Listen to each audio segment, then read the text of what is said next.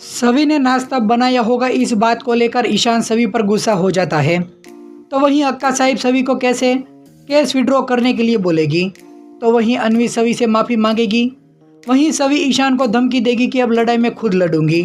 तो चलिए देखते हैं इस वीडियो में।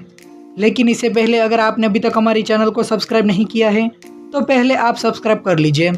जहां पर दिखाया जाएगा कि सभी नाश्ता करने के लिए नीचे आएगी, तभी अस्मिता ईशान को उपमा देगी। तो उपमा देखकर ईशान कहेगा कि किसने बनाया, तो अस्मिता कहेगी कि सभी ने। तो इस बात को लेकर ईशान सभी पर भड़क जाएगा और कहेगा कि तुम सच सच बताओ कि तुम्हें यहाँ पर ईशा मैम ने ही भेजा है ना, कि तुम जाकर उपमा बनाना और मेरी पुरानी बचपन की जो यादें हो फिर से ताज़ा करना। लेकिन सभी मना कर देगी और कहेगी कि मैं इस इरादे से नहीं आई थी। फिर आगे कहेगी कि मुझे तो यहाँ आकर पता चला कि आप ईशा मैम के बेटे हैं, तब तक मुझे तो पता भी नहीं था। वो कहकर सभी नाश्ता किए बिना ही चली जाएगी। फिर जब कमरे में आएगी तभी अक्का साहिब भी मन ही मन कह रही होगी कि साहब ने बोला है कि ये मामला शांत कैसे भी करके करना है और सभी ने जो केस किया है वो भी विड्रॉ कराना है।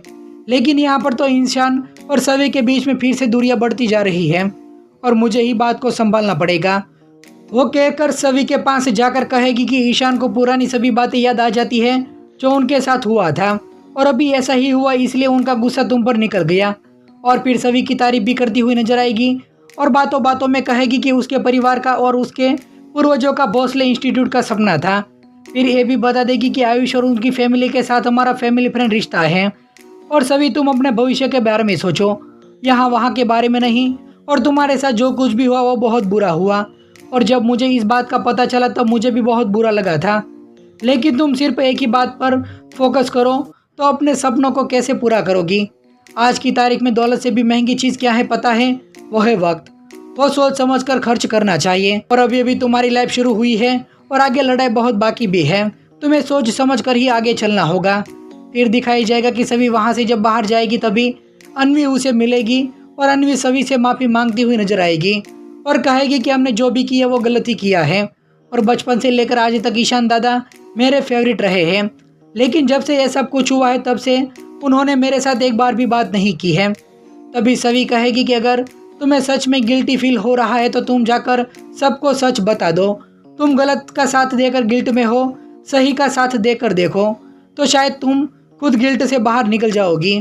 फिर दिखाया जाएगा कि सभी जब घर से जा रही होगी तभी ईशान उसे देख लेगा और कहेगा कि फाइनली अब तुम जा रही हो, यह बहुत अच्छी बात है।